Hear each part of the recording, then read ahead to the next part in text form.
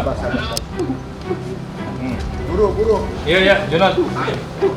Profesi jurnalis menjadi salah satu bidang pekerjaan yang memiliki risiko tinggi. Mulai dari intimidasi, teror, gugatan hukum, hingga kekerasan fisik kerap menghampiri para pekerja media. Meski produk undang-undang yang mengatur perlindungan terhadap para jurnalis sudah ada sejak dulu, namun kasus kekerasan terhadap wartawan tidak kunjung berakhir. Seperti dalam Undang-Undang Nomor 40 Tahun 1999 tentang Pers dan Kode Etik Jurnalistik Wartawan Indonesia yang merupakan salah satu bentuk perlindungan terhadap profesi jurnalis. Dalam pasal 8 Undang-Undang Nomor 40 Tahun 1999 disebutkan bahwa dalam menjalani profesinya wartawan Indonesia mendapatkan perlindungan. Lalu dalam pasal 18 Undang-Undang Nomor 40 Tahun 1999 diatur ketentuan pidana bagi siapa saja yang sengaja melawan hukum, menghambat fungsi, tugas dan peran wartawan diberi sanksi sesuai dengan hak dan kewajiban sesuai aturan undang-undang. Sepak terjang wartawan yang seringkali bersinggungan dengan sejumlah kepentingan diduga memicu profesi jurnalis menjadi rentan atas kekerasan maupun intimidasi. Pekerjaan wartawan kan salah satu pekerjaan yang memiliki risiko yang lebih tinggi lah, karena pekerjaan kita itu adalah mendapatkan dan mempublikasikan informasi.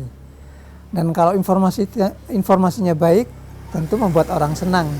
Tapi kan masalahnya tidak semua informasi yang dihasilkan wartawan itu kan biasanya baik buat orang.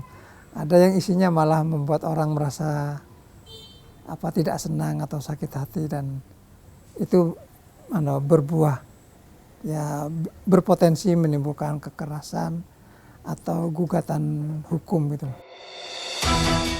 Ancaman kriminalisasi, intimidasi hingga gugatan hukum seolah ditujukan untuk makin mempersempit ruang gerak seorang wartawan dalam melakukan tugas peliputan. Tak jarang aksi-aksi teror terhadap wartawan dipicu oleh pemberitaan yang dinilai mengganggu kepentingan pihak lain yang tengah bermasalah.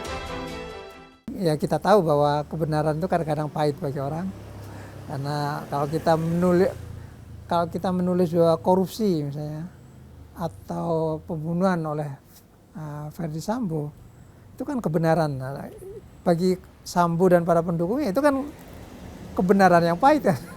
Bagaimana kita tetap memberikan informasi yang baik, tapi kita juga tetap bisa aman lah.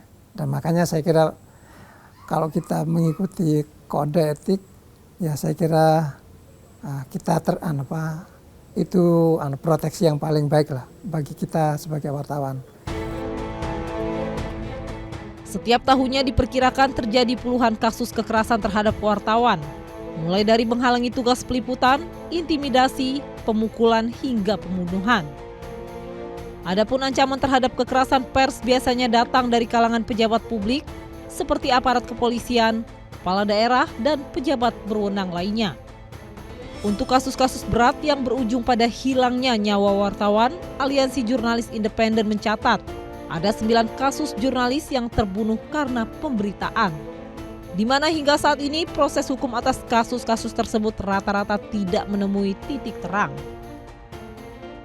Di antaranya kasus wartawan Fuad Muhammad Syafruddin pada 1996, kasus wartawan Naimullah pada 1997, kasus wartawan Agus Mulyawan pada 1999, kasus wartawan Muhammad Jamaluddin pada 2003, kasus wartawan Ersa Siregar pada 2003, kasus wartawan Herlianto pada 2006, kasus wartawan Ardian Syah Martrais Wibisono pada 2010, kasus wartawan Anak Agung Prabangsa pada 2009, dan kasus wartawan Alfred Mirulewan pada 2010. Kasus terbunuhnya wartawan karena pemberitaan maupun insiden di lapangan peliputan menunjukkan masih rentannya profesi ini dalam menjalankan tugasnya.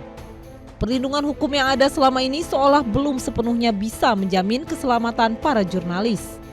Padahal Dewan Pers selaku lembaga yang menaungi sengketa pers telah memberikan sejumlah mekanisme dalam mengakomodir kasus-kasus yang berkaitan dengan tugas-tugas jurnalis di lapangan. Narasumber atau institusi ataupun personal, ya kan, kalau dia dirugikan oleh pemberitaan, maka sebenarnya dia mempunyai hak untuk menggunakan hak jawab. Nah, hak jawab ini harus dilayani oleh pers sesuai dengan pasal 5 Undang-Undang Nomor 40 Tahun 99. Di pasal 5 disebutkan bahwa pers wajib melayani hak jawab. Nah, jadi prosesnya itu aja. Jadi kalau misalnya kita nggak suka dengan pemberitaan, udah layangkan hak jawab. Nah, ketika hak jawab itu tidak dilayani oleh si perusahaan pers tersebut, maka perusahaan pers itu juga bisa dikenakan sanksi. Sayangnya, meski telah disediakan mekanisme pelaporan setiap sengketa pemberitaan melalui Dewan Pers, namun tak sedikit pihak yang langsung main hakim sendiri dengan melakukan serangkaian kekerasan. Selain itu, keengganan pihak yang berperkara untuk melapor serta lambatnya proses maupun respon penegak hukum semakin membuat kasus-kasus kekerasan terhadap wartawan menguap begitu saja. Karena kalau undang-undang ini sudah akomodatif ya, maka mestinya kan para yang dilakukan, maksud saya orang-orang yang melakukan dugaan tindak pidana tadi itu bisa dijerat dengan mudah. Tapi ternyata kan tidak mudah. Ini menunjukkan bahwa ada kendala di dalam undang-undang tersebut. Gitu. Selama ini memang dalam konteks hukum positifnya, ya undang-undang pers itu masih pada posisi seperti itu, dan itulah yang kemudian menjadi kendala, ya kelambanan atau kemudian merasa ketidakkewenangan dari Dewan Pers untuk menangani tadi itu. Selain ancaman kekerasan, tak sedikit para pekerja media yang juga masih harus menghadapi kondisi kesejahteraan yang minim. Faktanya tak sedikit wartawan yang belum memperoleh kesejahteraan yang sepadan dengan risiko profesinya. Kalau untuk kesejahteraannya mungkin klise ya bagi semua wartawan terkait dengan gaji mungkin. Kita kan kerja di lapangan ya, kita nggak tahu apa yang akan terjadi ketika kita liputan di lapangan, bagaimana resikonya itu kan menurut saya tinggi juga kerja jurnalistik itu. Jadi perlu ada kepastian soal asuransi, soal kesehatan, keamanan, dan atau mungkin kesejahteraan juga gitu loh. Karena kita bekerja di lapangan juga nggak mungkin tenang kalau misalnya kesejahteraan kita di rumah itu nggak terpenuhi gitu loh. Sebagai salah satu komponen dalam penyebar luasan informasi, profesi wartawan memegang peranan penting dalam sebuah negara demokrasi. Karena itu, kemerdekaan pers harus ditegakkan, salah satunya dengan memberikan perlindungan menyeluruh dalam menjalankan tugas-tugas jurnalistik. Jangan sampai pilar keempat demokrasi ikut mati karena kerja jurnalistik yang diciderai. Kerja jurnalistik tidak hanya menginformasikan, namun juga mencerdaskan kehidupan bangsa. Sayangnya tingginya resiko yang mengintai para insan pers belum sepenuhnya terlindungi. Sebagai pilar keempat demokrasi, sudah seharusnya para jurnalis leluasa menjalankan tugasnya. Demikian Delik edisi hari ini. Saya Danaswara Pandiasa dan Widya Bayujati.